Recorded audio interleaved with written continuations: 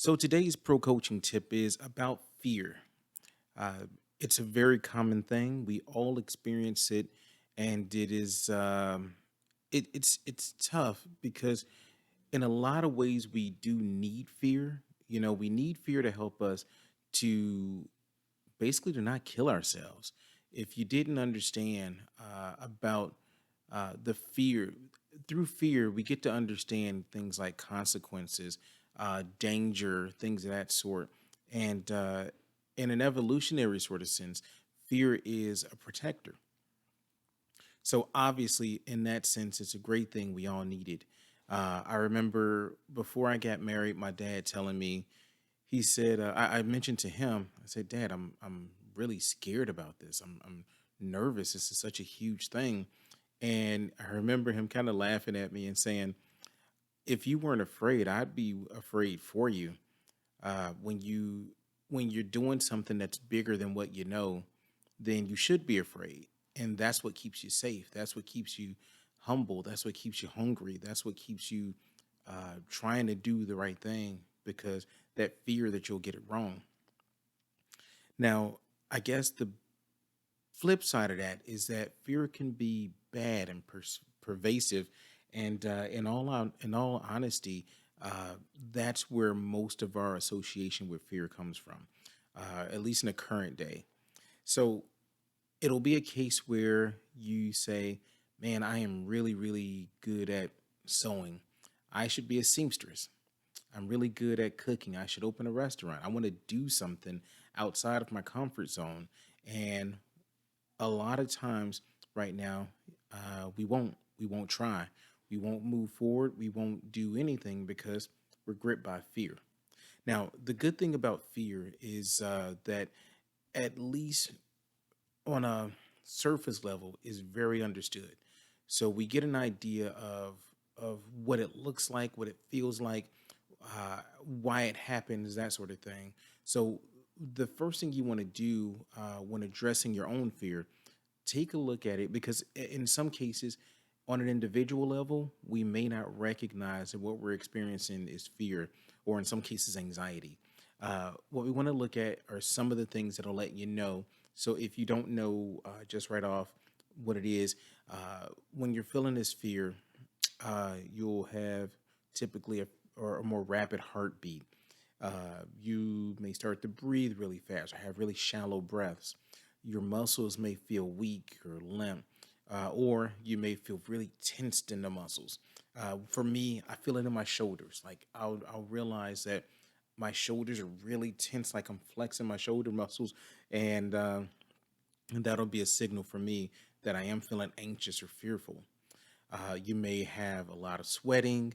A lot of us experience what we call butterflies in our stomach, or where we're having that sense of having to go, and that can be one of the signs.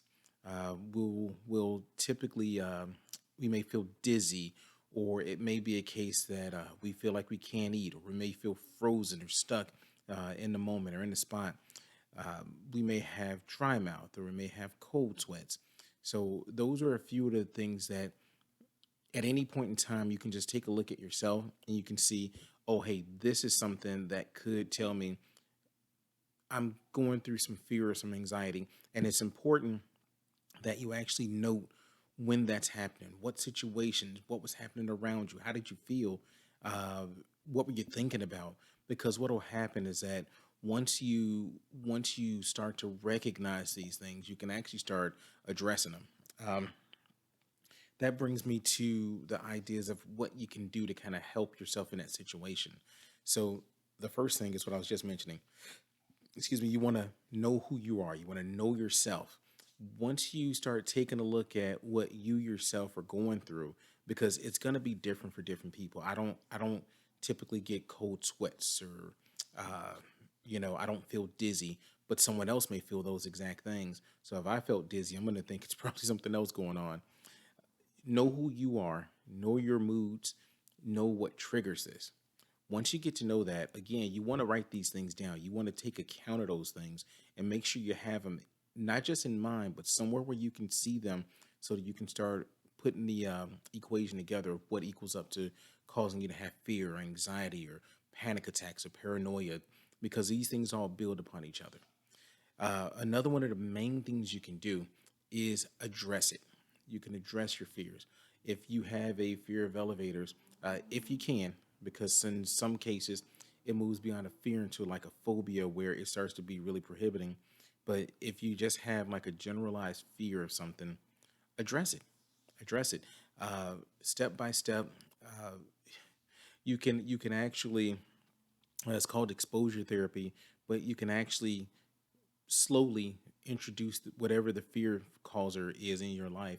If you're afraid of elevators, you can maybe at one point look at pictures of elevators. Then after that, maybe see an elevator in real life. Then after that, maybe get to a point where you're able to touch the button to call the elevator. And then after that, and this is all personalized, so it has to be on your time. It has to be a case of you being able to push yourself. This is what a therapist will usually do, or sometimes a coach will do if it's a case where you're having a struggle in that area. They'll help you to reasonably set an expectation of how you can get past it. Exercise is another really good way. Exercise is really good for us. It's just why none of us do it like we should. Um, but it will help to regulate your body chemicals. It'll help you to be more calm.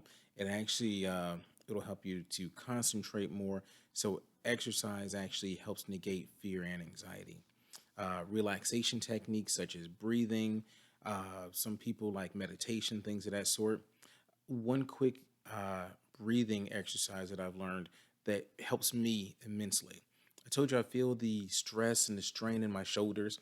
One of the breathing exercises I do is it's basically you breathe in deeply, you breathe out, and when you're breathing out through your mouth slowly, you want to do a count of four.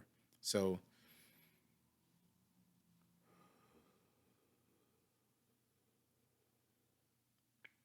as you're counting to four and you're concentrating on your breathing, what's happening is that it's taking your mind off of whatever the stressor is. You do that repeatedly, and I can literally feel the stress, feel the tension in my shoulders release. What's really good about this is that breathing exercises can help because you can do them anywhere. You can do them pretty much anytime, and it won't you won't look like a weirdo trying to do downward dog in your office. Now, another one of the things that will really help with actually stress. This is another one of those multiple helpers. Your eating habits. Some foods exasperate things like stress and anxiety. Coffee would be one of them. Yes. Um, they increase the chances. They increase your level of the chemicals that help anxiety and things of that sort. Uh, a lot of times, things like uh, drinking alcohol in moderation, your body is just a machine, and what you're putting it into it is really going to affect how that machine works. The last thing I wanted to talk about is faith or spirituality. It's kind of gotten a bad name recently, but the reality is that people who have a prescribed faith or faith that they prescribe to, they do live longer, they do have lower stress numbers, and there is just something to be said about the idea of feeling like there's somebody who has your back.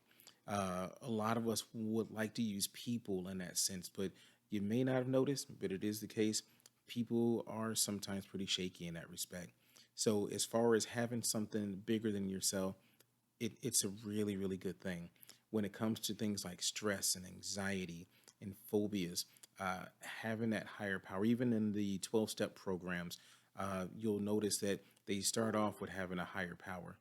That being said, that is definitely a thing that you want to take advantage of. Um, and everybody has to pick their own way. It is a choice, but that is definitely something that can help as far as anxiety, as well as fear, stress, depression, and other things. Now, this is a process.